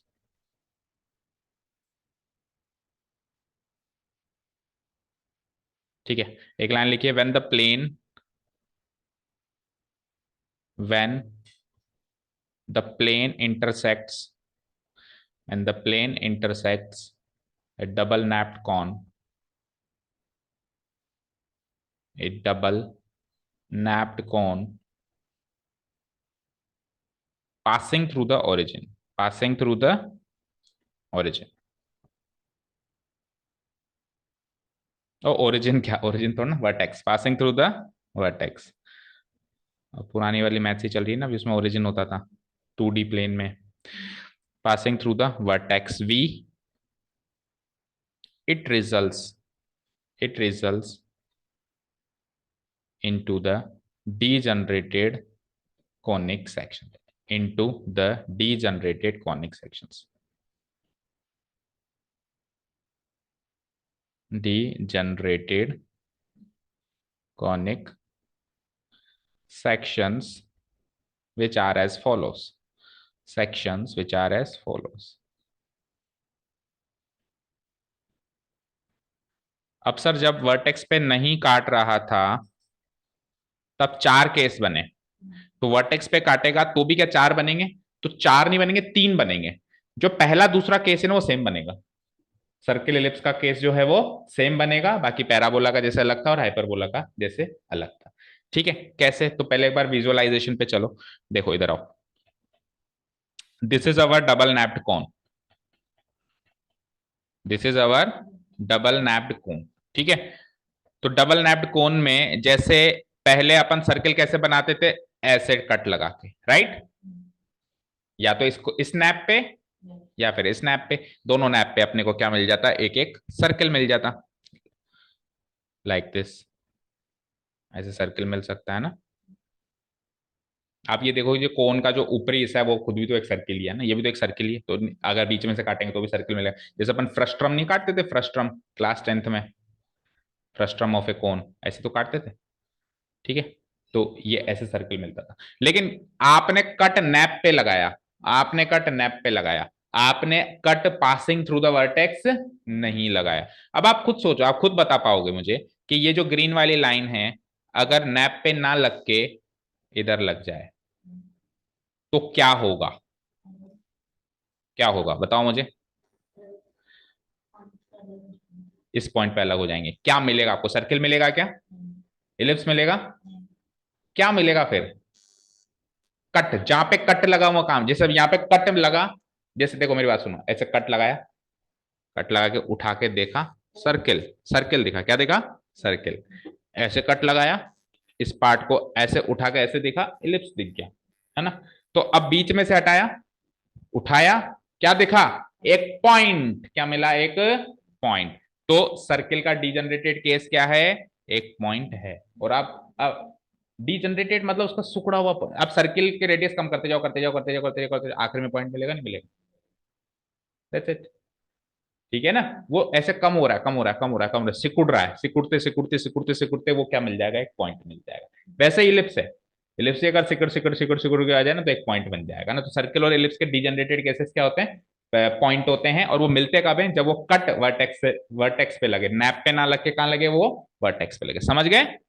ठीक है ना, तो लिख दो, पहले इन दोनों के तो लिख देते हैं अपन, और फिर पैराबोला और हाइपरबोला के थोड़े से मामूली से कॉम्प्लिकेटेड है, उसको भी देखेंगे। तो degenerated cases conic section which are as follows, जिसमें पहला आप लिखोगे when beta equal to 90 degree, वही सेम एज फॉलोस। पहला case, case one, when beta equal to 90 degree.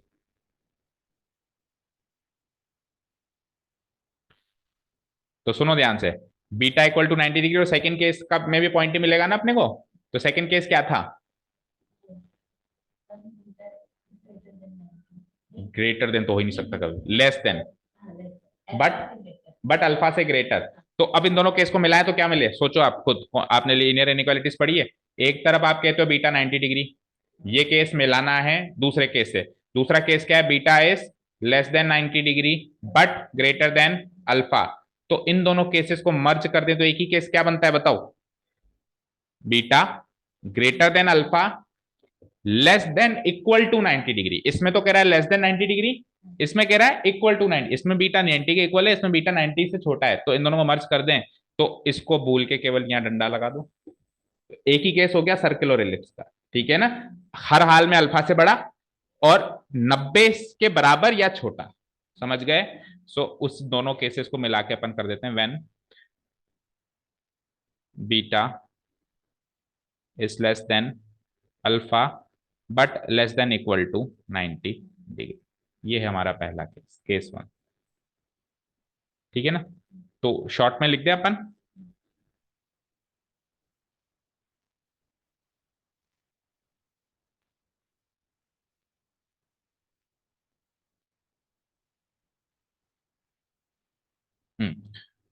The sections, the sections previously called as circle and ellipse, the sections previously called as circle और ellipse, जो sections पहले circle या ellipse कहलाते थे, 90 के बराबर होते ही सर्किल कहलाते थे, 90 से छोटे होते ही इलिप्स कहलाते थे, वो दोनों के दोनों सेक्शन आज की तारीख में केवल और केवल एक पॉइंट होंगे। क्या होंगे, केवल और केवल एक point.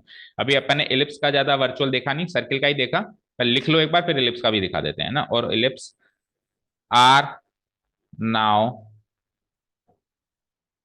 Are now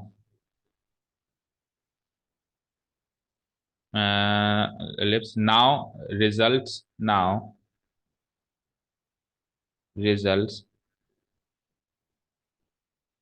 into a point।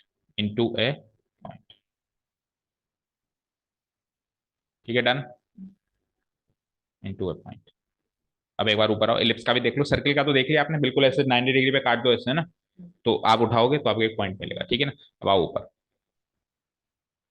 Ellipse में क्या होता था, 90 से उससे छोटा, लेकिन अल्फा से बड़ा, लेकिन अल्फा से बड़ा, ठीक है फाइन।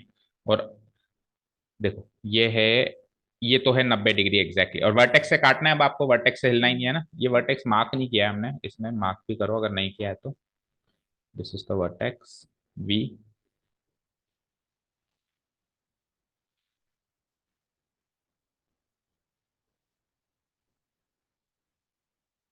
ठीक है, आओ देखो, ऐसे काट रहे थे अपन पहले, तो आपको मिल रहा था बिल्कुल पॉइंट मिल रहा था, सर्किल मिलता था पहले, लेकिन वर्टेक्स से काटने में आपको एक पॉइंट मिल रहा है।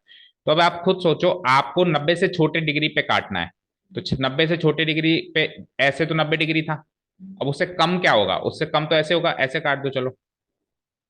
तो अब आप खुद देखो, इसके और इसके बीच का एंगल, इसके और इसके बीच का एंगल, इस लेफ्ट साइड से देखो, पहले 90 हो रहा था, अभी 90 से छोटा है, 89 88 80 डिग्री के आसपास है, ठीक है ना। तो अब अगर आप नाइफ ऐसे काटोगे, खुद सोचना, वही दो पॉइंट है ऐसे लट्टू की तरह, आपने ऐसे काट दिया, ऐसे ना काट के ऐसे काट दिया, काटा तो वर्टेक्स सही है बिल्कुल, तो भी आप उठाओगे तो पॉइंट ही मिलेगा, कुछ फर्क नहीं पड़ेगा। कब तक नहीं पड़ेगा, जब तक ये छोटा छोटा छोटा छोटा होते हुए अल्फा के बराबर नहीं आ जाता, जब तक ये अल्फा से बड़ा है तब तक पॉइंट पॉइंट पॉइंट पॉइंट ही मिलेगा, क्योंकि इलिप्स क्या था, अल्फा से बड़ा था। अल्फा के बराबर आते ही तो फिर पैराबोला था, ठीक है ना। तो उस केस को मत ले लेना, बस अल्फा के बराबर मत लेना, और थोड़ा छोटा कर दो, ये लो हल्का सा छोटा ऐसे कर दो, अभी भी पॉइंट ही मिलेगा, और कर दो अभी भी पॉइंट मिलेगा। कब तक, जब तक ये अल्फा के बराबर नहीं हो जाता। अल्फा के बराबर पता है कब होगा, पता है कब होगा, जब ये खुद इस जनरेटर से मर्ज हो जाएगा, तभी तो ये बीटा और अल्फा बराबर होंगे। तो आपने इस लाइन को घुमाना शुरू किया, थोड़ा सा ऐसे कर दिया, पॉइंट ही मिलेगा। इलिप्स वाला केस देखो, ये वाला केस तो सर्किल वाला केस है, पॉइंट मिलेगा। फिर थोड़ा छोटा कर दिया, इलिप्स मिलेगा, इलिप्स वाला केस है, पॉइंट ही मिलेगा।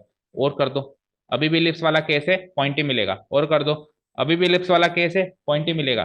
और कर दो, बिल्कुल नजदीक ले आओ जनरेटर के, अभी भी इलिप्स वाला केस है, पॉइंट ही मिलेगा। लेकिन जैसे ही जनरेटर से मर्ज कर दिया, अब पॉइंट नहीं मिलेगा, अब पैराबोला वाला केस शुरू हो चुका है, उसमें क्या मिलेगा अभी तीसरे सेक्शन में पढ़ेंगे, ठीक है, क्लियर है, ठीक है ना। तो जो लिखा वो समझ में आया ना, क्या लिखा हमने, कि डिजनरेटेड केस में एलिप्स और वो दोनों का केस हमको क्या मिलता है, एक पॉइंट के फॉर्म में रिजल्ट हमको मिलता है।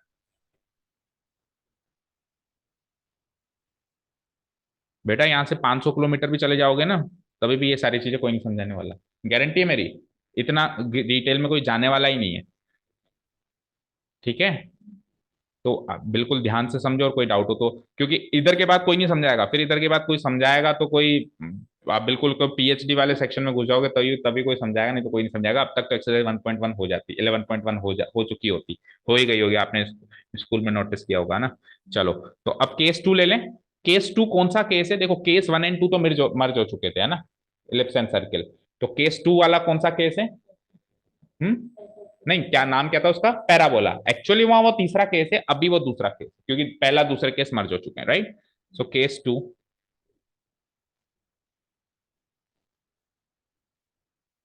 To, when alpha equal to beta.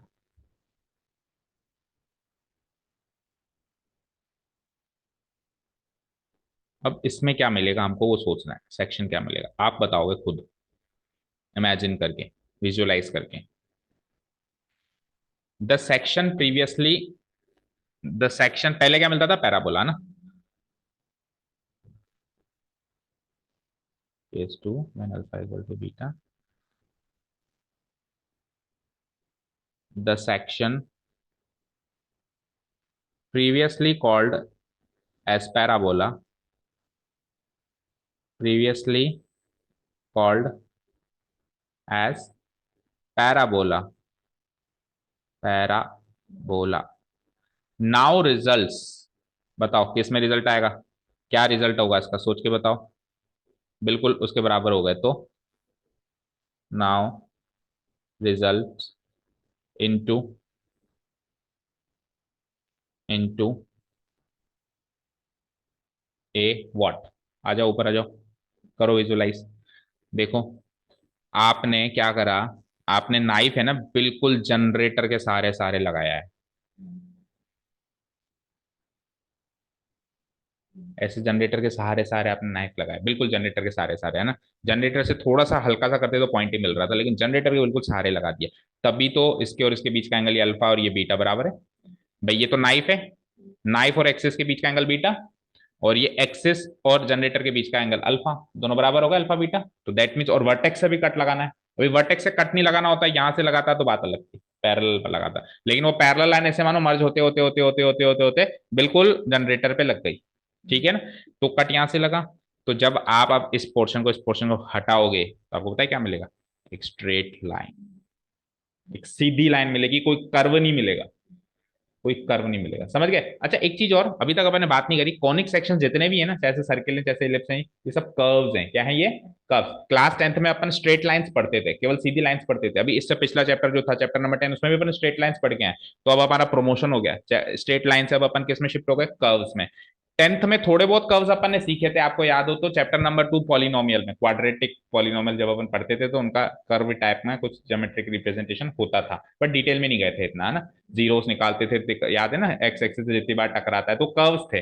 लेकिन अभी ज्यादा डिटेल में नहीं गए, लेकिन अब अपन डिटेल में जा रहे हैं कर्व्स में। ठीक है, तो अब की बार अच्छा एक चीज याद रखना, स्ट्रेट लाइन एक कर्व है, हर स्ट्रेट लाइन एक कर्व है, लेकिन सारी कर्व स्ट्रेट लाइन नहीं है, समझे। देखो स्ट्रेट लाइन, तो जैसे मान लो ये कर्व है ना, ये कर्व है, अब इसको पकड़ के सीधा कर दो तो स्ट्रेट लाइन बन गई। तो अभी भी ये कर्व तो है। भाई मान लो ये रस्सी है, अब रस्सी को पकड़ के आपने सीधा कर दिया तो वो सीधी डंडे की तरह दिखाई दे रही है, लेकिन एक्चुअली तो वो रस्सी है। तो actually straight line is also a curve. तो स्ट्रेट लाइन को तो कर्व का नाम दे सकते हैं, लेकिन कर्व को स्ट्रेट लाइन का नाम तभी दे सकते हैं जब वो सीधा है, ठीक है ना। भाई एक चीज बताओ, वो सीधा है तो वो स्ट्रेट लाइन है, लेकिन वो कर्व भी है। लेकिन वो सीधा नहीं है, से टेढ़ा मेढ़ा है, तो वो सिंपली एक कर्व है, वो स्ट्रेट लाइन नहीं है, ठीक है ना। तो अब आप कहोगे कि सर कॉनिक सेक्शंस तो कर्व्स होते हैं, अभी तो आप कह रहे हो स्ट्रेट लाइन मिल रही है, तो स्ट्रेट लाइन भी एक कर्व ही है ना, कंफ्यूज नहीं होना है, ठीक है।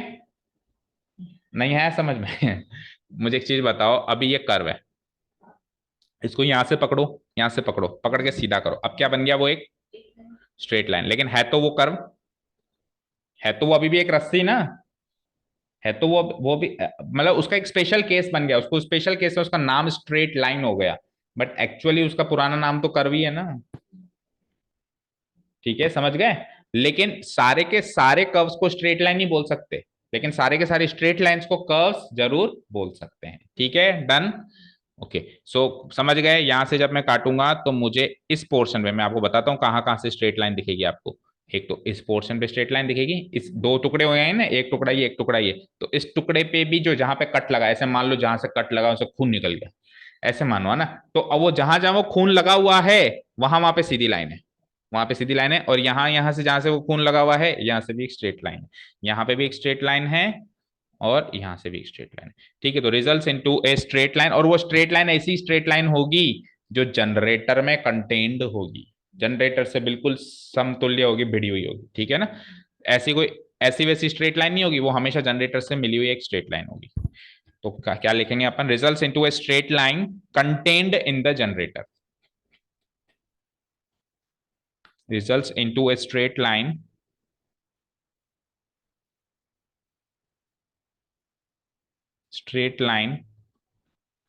contained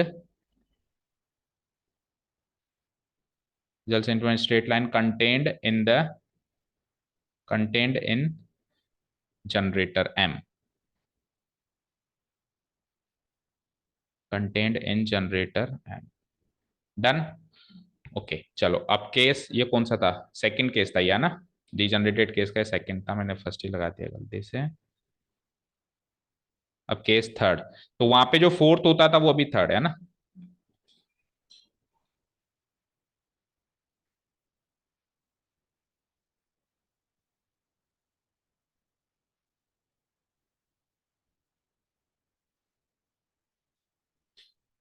okay, let's start the third case and the final case, जिसमें अल्फा बीटा क्या हो जाता था, किससे छोटा हो जाता था, अल्फा से भी छोटा हो जाता था। और अब की बार सोने पे सुहागा, वो कट भी वर्टेक्स से लग रहा है, तभी तो डिजनरेटेड केस है ना। तो सोचना पड़ेगा अब सबसे अल्टीमेट एक्सट्रीम पॉइंट पे आ गए, कट भी वहीं से लगाना है वर्टेक्स से, और इतने छोटे एंगल पे कट लगाना है कि वो उससे भी छोटा है ना।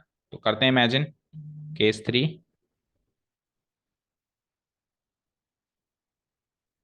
Case 3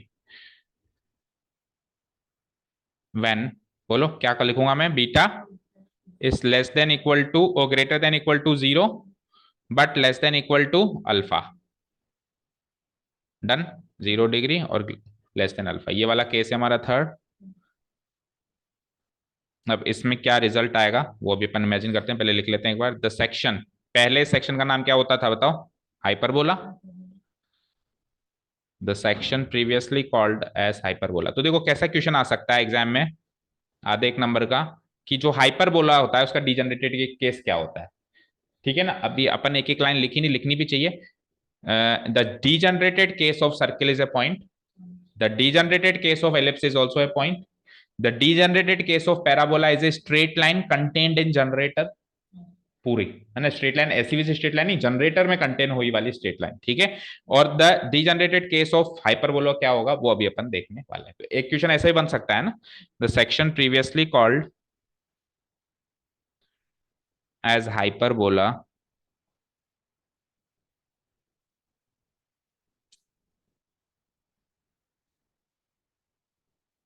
now results now results into what,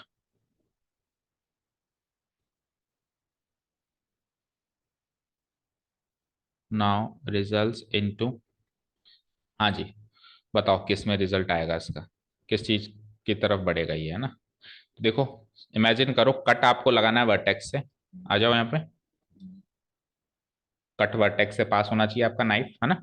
पहले क्या होता था, पहले वर्टेक्स से पास नहीं होता था तो कुछ ऐसी लाइन बनती थी, देखो ऐसे, वर्टेक्स से पास नहीं हुआ, देखो वर्टेक्स दूर रह गया ना, तो फिर एक पैराबोला, एक सेक्शन ऐसे बन जाता था और एक सेक्शन ऐसे बन जाता था, जिसको अपन हाइपरबोला कहते थे। अब इसका डीजनरेटेड केस क्या होगा, मतलब ये चीज सुकड़ जाए तो क्या बने वो सोचनी है अपने को, ठीक है ना, डीजनरेट हो जाए।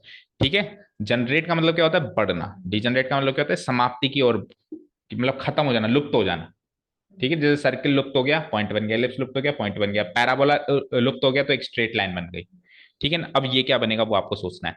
तो बनेगी भी तो ये भी एक स्ट्रेट लाइन ही, बट किस टाइप की बनेगी देखना ध्यान से। देखो अगर ये वाला पॉइंट अब वर्टेक्स पे आ जाए, कहाँ आ जाए, वर्टेक्स पे, अब एंगल क्या क्या है बताना मुझे, एक तो 0 डिग्री और एक 0 से बड़ा होना चाहिए, लेकिन किससे छोटा, अल्फा से छोटा। तो लेट से एक बार 0 डिग्री सोचो, तो 0 डिग्री सोचो तो एक्सिस के साथ 0 डिग्री मतलब खुद एक्सिस, तो क्या मिला, एक स्ट्रेट लाइन मिली, एक्सिस तो एक स्ट्रेट लाइन ही है ना। मतलब आपने नाइफ कहाँ लगाया, बिल्कुल एक्सिस पे ही लगा दिया, क्या मिला, एक स्ट्रेट लाइन मिली, ठीक है। नाउ व्हाट, ये तो मिल गई मुझे straight line.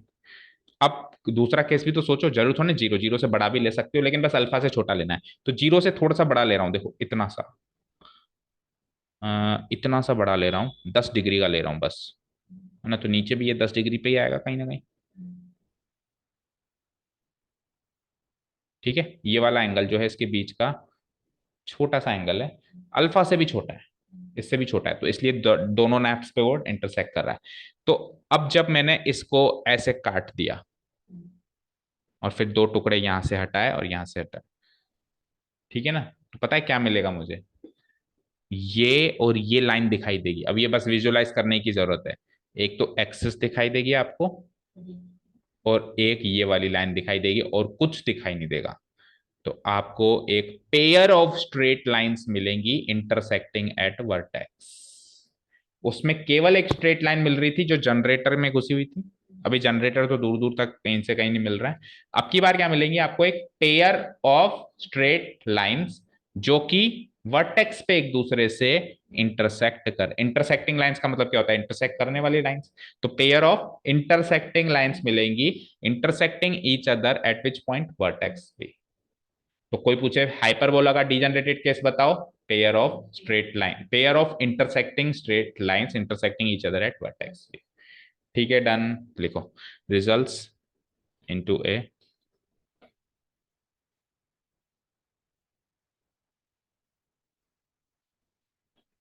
results into a pair of intersecting straight lines. Intersecting straight lines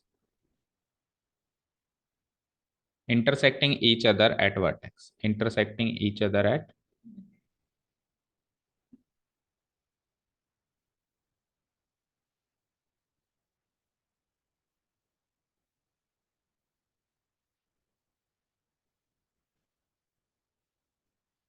ठीक है। तो चारों केस और चारों के डिजेनरेटेड केस हमारे यहाँ पे खत्म होते हैं। ये होते हैं कॉनिक सेक्शंस। ऑनेस्टली स्पीकिंग इनकी फॉर्मेशन कैसे हुई, क्या हुई, इसके बारे में कोई बात नहीं करता, इसका कोई क्वेश्चन नहीं आता एग्जाम में। ठीक है, अगर किसी किसी सिलेबस में इसको शामिल कर भी दिया जाता है तो डीजनरेटेड केस को तो 100% वो हटा ही देते हैं। भाई करते हैं तो इतना पूरा नहीं करते कि डीजनरेटेड केस को भी शामिल करें, उसको तो 100% हटाते ही हैं। करते भी हैं तो वो नॉन डीजनरेटेड जो केसेस जिसमें वर्टेक्स से पास नहीं होगा नाइफ, वही वाले 4 केसेस लेते हैं। हमने सारे लिए, हमने वो भी 4 लिए, ये भी 4 लिए, 4 के 3 ही बने क्योंकि इलिप्स और सर्किल का एक ही केस हमारा बना है जो हमको पॉइंट देता है। ठीक है ना। Quickly have a look at what our book says. Book को अपन एक बार भी खोल के नहीं देखा, देख लेते हैं एक बार फटाफट से। ये सेक्शंस ऑफ ए कौन थे, यहां से हमारा ये कॉनिक सेक्शन स्टार्ट हुआ, राइट, प्लेन से इंटरसेक्ट हुआ तो हमको क्या मिला है, 4 तरह के कॉनिक सेक्शंस मिले, circle, ellipse, parabola and hyperbola. When beta equal to 90 degree circle, फटाफट से रिवाइज करो, beta is greater than alpha but less than 90, ellipse, दोनों बराबर पैराबोला, और उसके बाद फिर जीरो या जीरो, इन्होंने भी इक्वल टू का साइन लगाया, दैट मींस इक्वल टू का साइन लगेगा ना, एंड लेस देन अल्फा तो it will give a hyperbola. इन चारों का पिक्चुअल रिप्रेजेंटेशन भी होगा, 100% होगा, चेक करो। देखो भाई यहाँ पे 90 डिग्री पे इंटरसेक्ट किया, सर्किल मिला, ये एक कुछ इलिप्स की तरह होगा, अंडाकार होगा, ठीक है ना। लेकिन अभी ये बीटा जो है अल्फा से छोटा है ना, नहीं अल्फा से बड़ा है, 90 से छोटा है, अल्फा से बड़ा है, ठीक है। ओके, नेक्स्ट आ जाओ।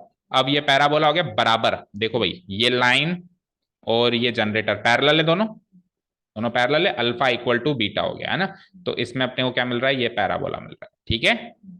And the last but not the list, इतना छोटा सा एंगल है, अल्फा से भी छोटा है, तो नाइफ आपका खींचता हुआ नीचे तक आ गया, तो एक तो ये पार्ट और एक ये पार्ट, ठीक है। तो it is called as hyperbola. Degenerated case के बारे में भी 4 लाइनें लिखी हैं, देखो, when the plane cuts at the vertex of the cone we have the following different cases.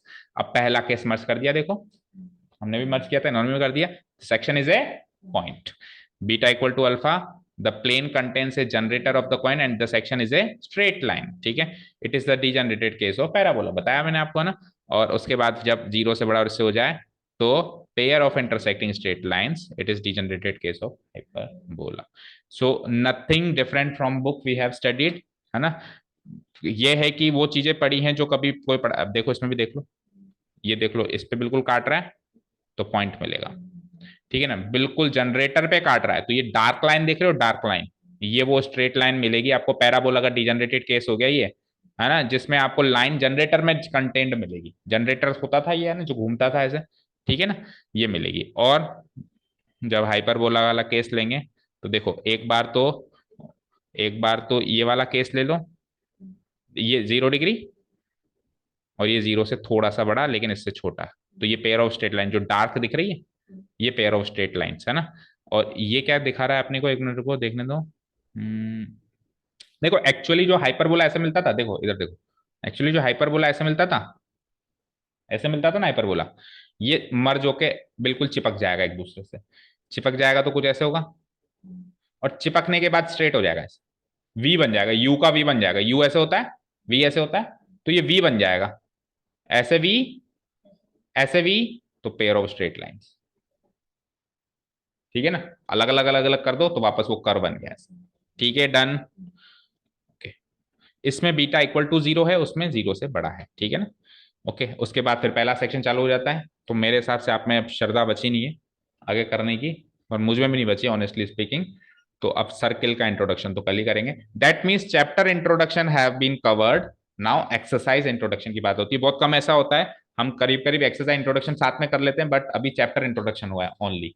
तो ऑनेस्टली स्पीकिंग अभी तक कुछ ऐसा पार्ट कवर नहीं हुआ है जो आपके एग्जाम में आएगा, प्रैक्टिकली आपके एग्जाम में आएगा। ये आपके पर्सनल नॉलेज के लिए था। कल से अपन एग्जाम मटेरियल सीखेंगे, दैट मीन्स कल से अपन वापस एक एक सेक्शन को उठाएंगे और एक्सरसाइज से रिलेटेड टॉपिक्स पढ़ेंगे कि सर्कल में एक्सरसाइज से रिलेटेड क्या है। ओके, सो काफी आज के लिए।